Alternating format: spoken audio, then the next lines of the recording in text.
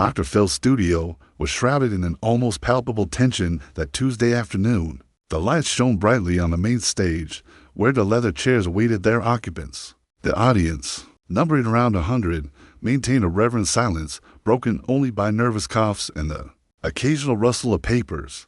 Everyone knew that tonight's episode would be anything but ordinary. The case had dominated national headlines for weeks: the mysterious disappearance and subsequent reappearance of Madison Cooper, a 19-year-old girl from the small town of Riverside, California. Madison had been missing for 17 days, 17 days of agony for her mother, Linda Cooper, who pleaded for her daughter's return in tearful interviews broadcast on every news channel. 17 days in which the community rallied, creating posters, organizing searches, and establishing a rescue fund that raised an impressive $140,000. And then, as mysteriously as she had disappeared, Madison reappeared.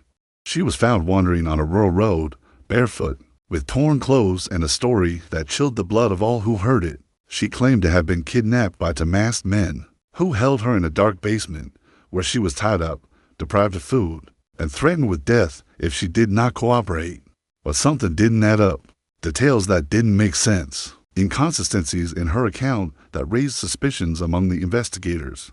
And that's why Linda Cooper, desperate for answers, sought out Dr. Phil. She needed to understand what really happened to her daughter. She needed the truth. Dr. Phil entered the stage with his characteristic confident and imposing posture, wearing an impeccable navy blue suit.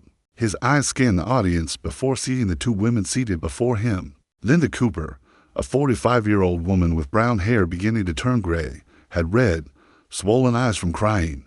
Beside her, Madison looked smaller than her 19 years, huddled in her chair, her arms crossed defensively over her chest and her gaze fixed on the floor. Linda, Madison, thank you for being here today, Dr. Phil began, his deep voice echoing through the studio.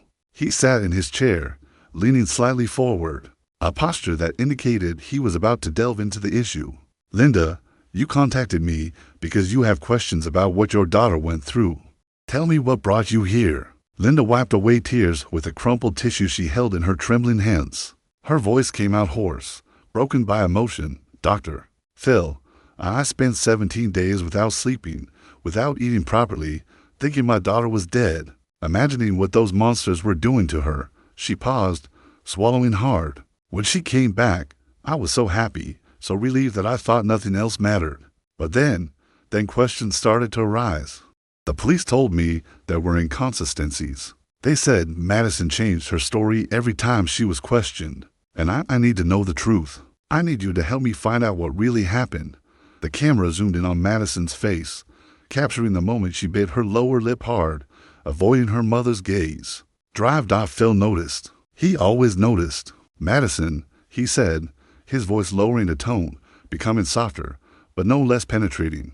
Look at me. Madison hesitated before slowly raising her eyes. You say you were kidnapped by two men, that you were held in a basement, that you suffered for 17 days. But your mother told me the police found problems with your story. Tell me what happened, from the beginning.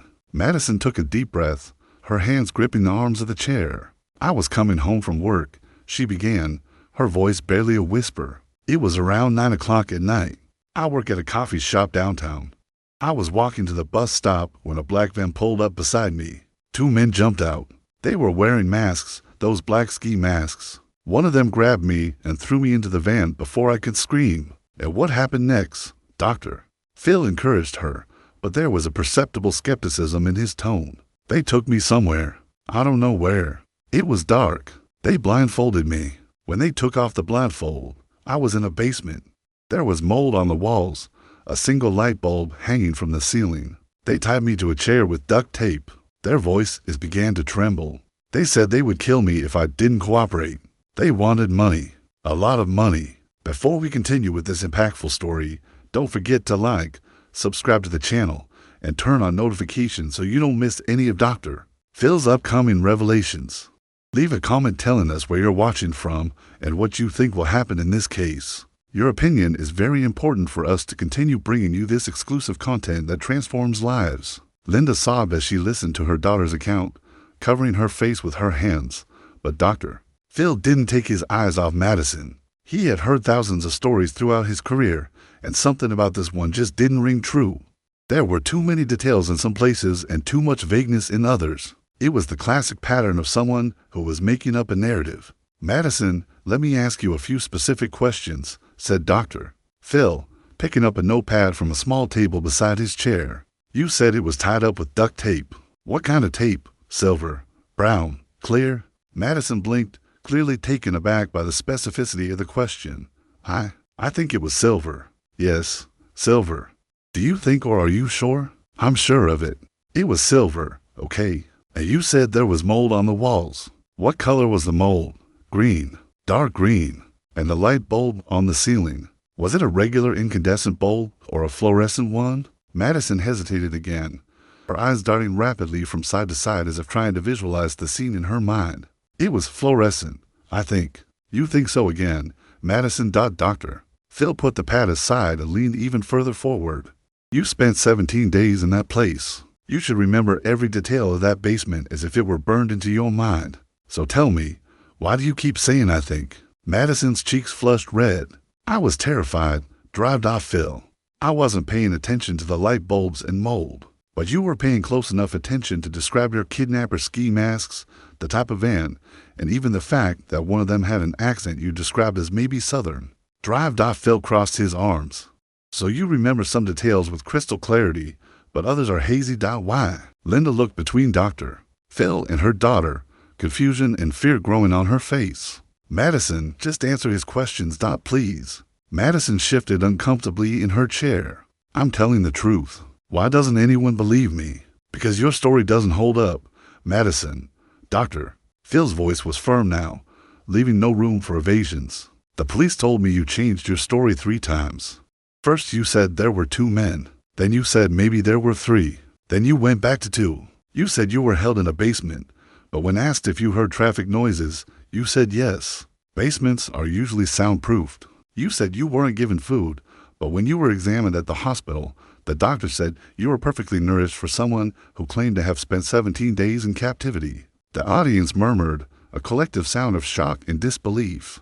Madison was turning pale, her hands now visibly trembling. "Furthermore," Dr. Phil continued, "there's the matter of the rescue fund. $140,000 raised by the community. Money that was supposed to be used to pay the ransom and bring you back. But you returned before any rescue contact was made. So where's that money now?" "Madison, I don't know. I don't know anything about money." Madison's voice was rising, defensive and desperate. Linda turned to her daughter, tears now streaming freely down her face. "Madison, what's going on?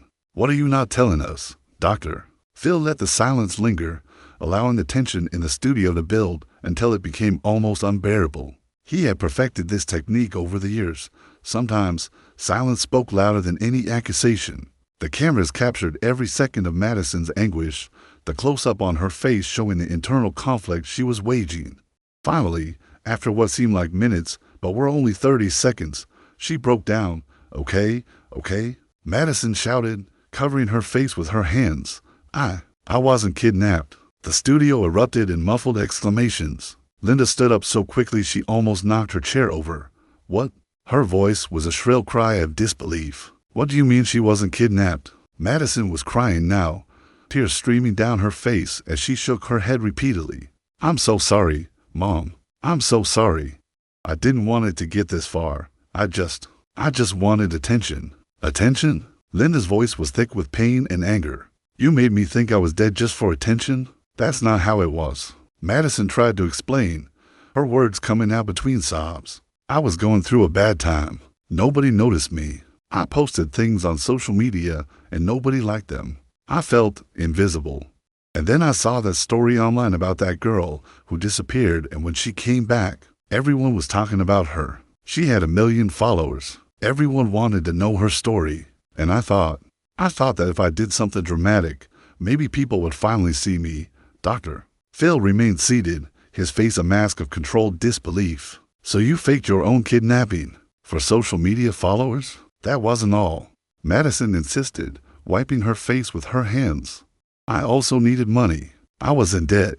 Credit cards, student loans. I couldn't pay. I thought that if I disappeared, The community would create a fund, and when I came back, some of that money could help me. Linda fell back into her chair, appearing to have been physically struck. You used people's kindness? People who cared about you, who looked out for you, who donated money they could barely afford to lose. To pay off your credit card debt. I was going to return it. Madison protested weakly. I was going to return most of it. I only needed a little. Doctor. Phil stood up, walking to the center of the stage with his hands on his hips. Madison, do you understand the gravity of what you're telling me? You wasted police resources. You caused extreme psychological distress to your mother. You committed fraud by accepting money under false pretenses. You obstructed justice by filing a false police report. These are federal and state crimes. Madison was trembling now, hugging herself. I didn't think it would be this big. I swear I didn't think so. Where have you been during those 17 days? Doctor. Phil demanded. If you weren't being held captive, where were you? Madison swallowed hard. At a friend's house, Chelsea. She lives in San Diego. She let me stay there. I told her I was having problems at home and needed some time. And Chelsea didn't see the news? Didn't she see her mother pleading for her return on national television? She doesn't watch the news. She spent most of her time out, working, and I stayed in her room, pretending to study. Madison's voice was getting weaker and weaker. And the marks on your body, Doctor. Phil continued his relentless interrogation. When you were found, you had scratches, bruises. The police said they were consistent with your story of kidnapping. Madison lowered her head, shame evident in every line of her body. I did this to myself. Before coming back, I scratched myself. I used a hairbrush to make the bruises look real. I tore my own clothes. The studio was now in absolute silence. Even the collective breathing seemed to have ceased. Linda was looking at her daughter as if she were seeing her for the first time, and it wasn't a sight she recognized. You got hurt, Doctor. Phil said slowly, to make his lie more convincing. I'm so sorry, Madison whispered. I'm so sorry, I'm so sorry, I'm so sorry. But Doctor, Phil wasn't finished. There was something more, something he had discovered before this program, something he hadn't yet revealed. He returned to his chair and retrieved a folder hidden beneath it. Madison, you said you only needed a little of the rescue fund money, but I have bank records here that tell a different story. Madison's eyes widened. How did you? Where did you get that from? I have my resources, Doctor. Phil replied coldly. And these records show that you didn't take a little of the money. You transferred $85,000 from the fund to an offshore account in the Cayman Islands. $85,000, Madison. More than half of the total money raised. The reaction in the studio was instant and visceral. Linda screamed, a primal sound of pure pain echoing off the walls. Audience members rose to their feet, some shouting their outrage. Madison cowered in her chair, as if trying to become invisible, her eyes tightly closed as tears continued to fall. That's not true. Madison finally shouted over the noise. I didn't transfer that money. I don't know what you're talking about. Madison, stop lying, Doctor. Phil roared, his voice cutting through the chaos. I have the proof right here. He opened the folder and began pulling out documents. Bank transfer dated September 25th, 15 days after you were declared missing. Origin, Madison Cooper Rescue Fund. Destination, account number 892476633, Cayman International Bank. Account name, MC Holdings. And before you deny it again, I have this to Doctor. Phil pulled a brown paper envelope from his briefcase. The studio was now deathly silent, everyone leaning forward in their chairs, trying to see what he was holding. With deliberate movements, Doctor. Phil opened the envelope and pulled out copies of text messages printed on paper, along with enlarged photographs from an old cell phone. These are copies of text messages, Doctor. Phil said, holding the papers so the cameras could capture them. Found on a cheap flip phone discovered at his friend Chelsea's house. She turned it over to the police 4 days ago after learning you were there during your kidnapping. The police examined this phone and provided me with authorized copies of these messages as part of this investigation. And what they found is very interesting. Madison was as white as a ghost now, her lips forming words, but no sound coming out. Doctor. Phil began to read the printed copies, his eyes scanning the text. Text messages sent from this number to another number. I'll read some to you, Madison. Day 3. I need to post something that looks desperate. Maybe a picture of me crying. Day 7. The fund is already at $80,000. A few more weeks, and I can walk out of this a millionaire. Day 12. Mom looks terrible on TV today. I almost felt sick, but this will make my comeback even more dramatic.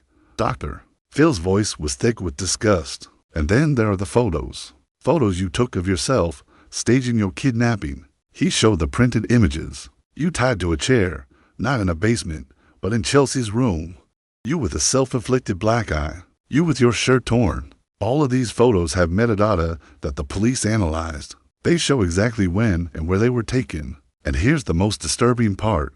He paused, allowing the weight of the moment to settle in. You sent those messages and photos to yourself. From the burner phone to your main phone. You were creating evidence of your own kidnapping to post on social media when you got back. You were planning to sell your story, weren't you? To tabloids, talk shows, maybe even a book. Madison completely broke down. She slid from her chair to the floor, hugging her knees to her chest, rocking back and forth. I'm not a bad person, she sobbed. I'm not. I just wanted to be special. I wanted to matter to someone. Doctor. Phil looked at her for a long moment, and then something in his face changed. It wasn't anger, it was something deeper, more disturbing. He glanced at the nearest camera, then at the production manager who was off stage, and then made a decision no one expected. Stop recording, he said, his voice low but full of absolute authority. Stop now. The studio erupted in an uproar. Crew members exchanged confused glances. Doctor. Phil had never, in 22 years of the show, stopped a recording mid-way. Never. It was simply something that didn't happen. Drive. Phil. The principal's voice came through the speakers. Sir, we're in the middle of. I told you to stop recording. Dr. Phil repeated, louder this time. And I want everyone out of the studio. Production, cameras, audience, everyone. Now, the ensuing chaos was unlike anything the show had ever experienced. The audience, reluctant and murmuring amongst themselves, was gently but firmly guided out of the studio by production assistants. The cameras were switched off one by one, their red recording lights fading until only the general studio lighting remained. The technical crew disappeared behind the side curtains, leaving only Dr. Phil, Madison still on the floor, and Linda sitting dazed in her chair. The silence was deafening. For almost a full minute, no one moved, no one spoke. It was as if the studio had been frozen in time, a tableau of pain and betrayal. Finally, Dr. Phil stood up and went over to where Madison was on the floor. He crouched down beside her, his joints creaking with the movement. His voice, when he spoke, was different from the tone he had used during the recording, softer, but somehow still more serious. Madison, look at me. Madison slowly lifted her head, her face drenched in tears and her makeup smeared. I stopped the recording, Dr. Phil said, because what I'm about to tell you can't be said on television. Not in the way it needs to be said. He paused, making sure she was paying attention. You're not just in legal trouble, Madison. You're in real physical danger. Linda stood up immediately. What kind of danger, Doctor? Phil looked between the two women. Before this program, I did some additional digging. I wanted to understand the complete picture. And what I discovered is that Madison wasn't working alone on this. Madison shook her head frantically. Yes, I was. I swear I was. No, you weren't, Doctor. Phil contradicted her. The bank transfers to the offshore account. You didn't make them. You don't even have the technical knowledge to set up an offshore account or navigate the international regulatory requirements. Someone did it for you. Someone with experience in moving illicit money. He stood up, pulling a second envelope from his inside pocket. 3 days ago, I hired a private investigator. Not for the program, for this. He opened the envelope and scattered several photographs on the floor among them. Do you recognize this man? Madison looked at the photos and paled even more, if that was possible.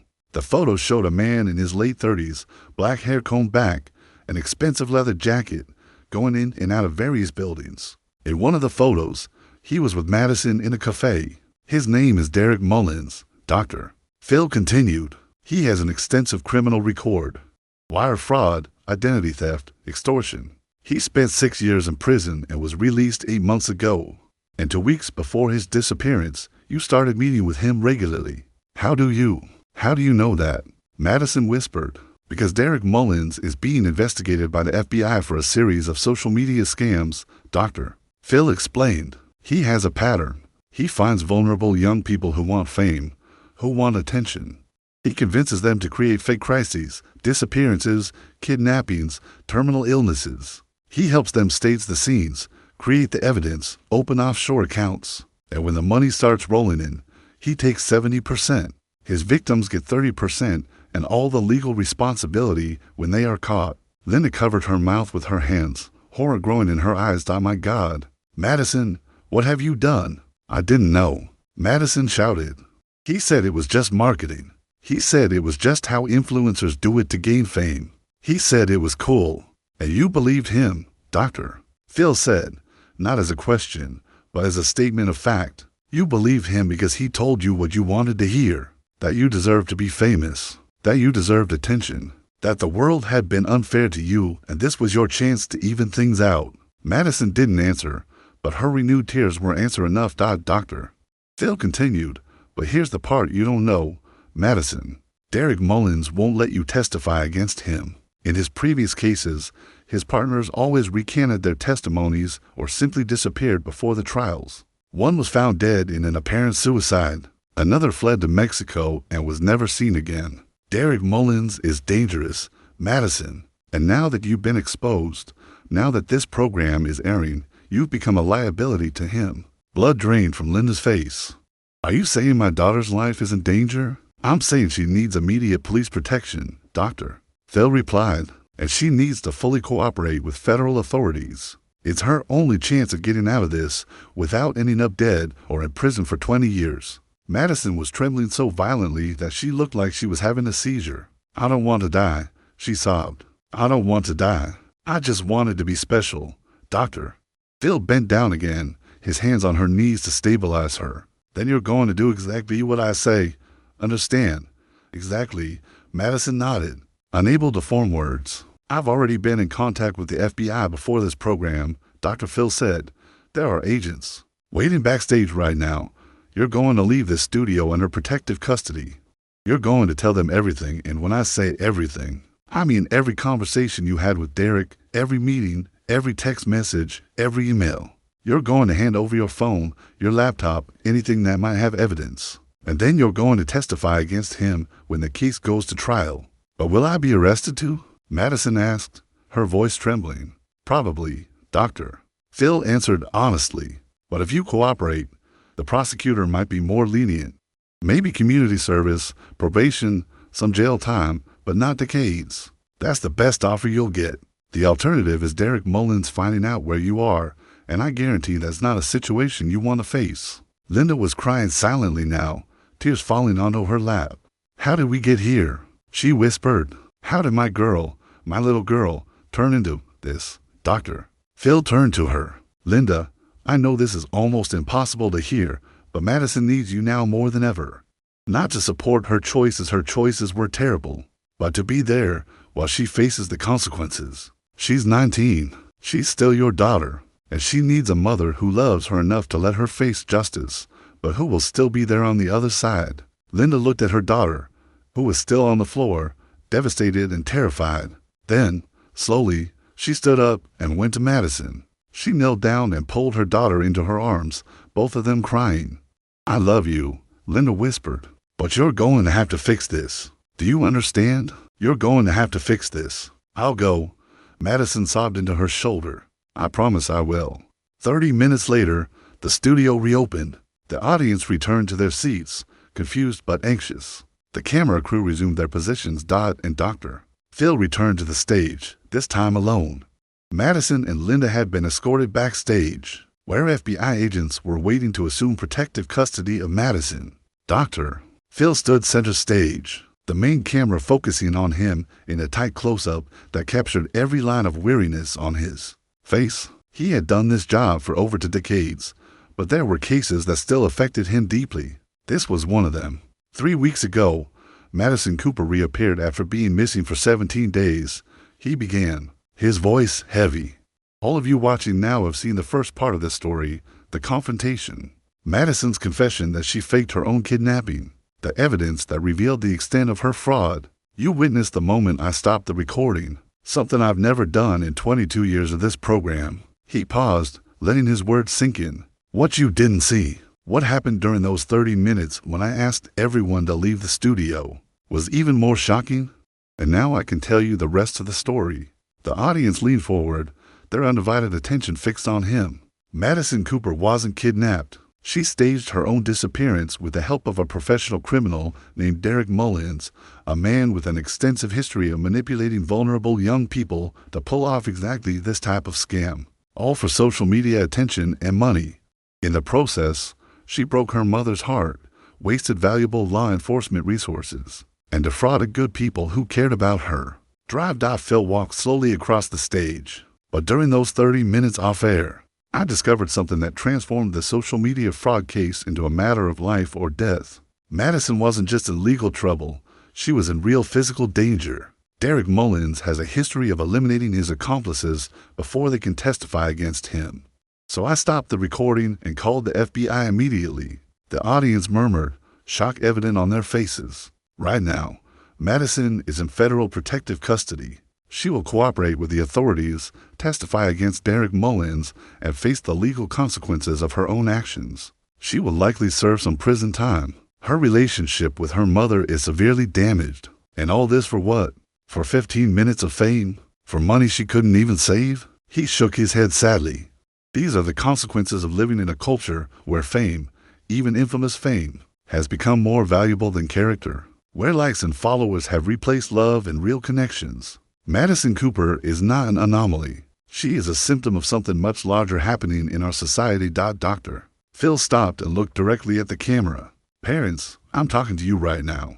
Do you know what your children are doing online? Do you know who they're talking to? Do you know what values they're absorbing from the so-called influencers they follow? Because predators like Derek Mullins are everywhere on social media, looking for vulnerable young people they can exploit. And they're very, very good at what they do. His voice has become more urgent. And to you young people watching, and I know there are many of you, let me be absolutely clear. Fame is not the same thing as worth. Followers are not the same thing as friends. And the attention you receive from strangers on the internet will never, ever fill the void you feel inside. That void can only be filled by real connections, real relationships, real achievements in the real world. Phil crossed his arms, his tone growing even more serious. Madison will face consequences for her actions. She could go to jail.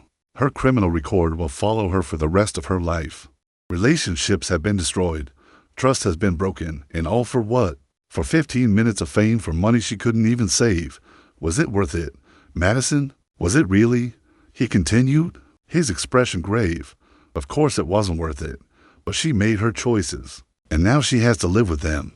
And the reason I stopped recording today, the reason I called the FBI, is because I refuse to be part of a system that allows young people like Madison to be destroyed by predators like Derek Mullins without consequences. I refuse to just sit here and talk about problems without trying to solve them. His expression softened slightly as he looked at the camera once more. Linda Cooper has a long journey ahead of her. She'll have to decide how to support her daughter while also holding her accountable. She'll have to rebuild the trust that's been shattered. And most importantly, she'll have to help Madison understand that her worth has never been measured by how many followers she has or how many likes she receives. Her worth lies in who she is as a person, in the choices she makes, in the character she demonstrates when no one is watching. Dr. Phil walked back to center stage. Assuming a pose he had occupied thousands of times throughout his career, today, for the first time in 22 years of this program, I stopped the recording and called the authorities because the situation demanded more than just advice, it demanded action. And I hope that those of you watching at home understand the message I'm sending. When you see someone in real danger, when you see someone making choices that will ruin their lives, you don't just sit and watch. You act. You intervene, even when it's uncomfortable, even when it's difficult. He paused for a final moment, letting his closing words carry the full weight of his conviction. Social media isn't inherently bad. Fame isn't inherently bad. But when we become so obsessed with image, with attention, with external validation that we're willing to destroy lives our own or others, then we cross a line from which there is no easy return. Madison Cooper crossed that line. She will pay for it. And I only hope that her story serves as a warning to all those who are thinking of following the same path. Dr. Phil stared at the camera for a long moment, letting his penetrating gaze connect with each viewer. Because in the end, when all the followers are gone, when the likes stop, when the fame fades, and it always does, all that remains is who you truly are. And if you sacrificed your character, your integrity, your relationships on the altar of social media fame, then you have nothing, absolutely nothing. He nodded once, firmly, sealing his point. That's all for today. Thanks for watching. The camera remained focused on Dr. Phil for a few more seconds, capturing the resolution of his face before slowly fading to black.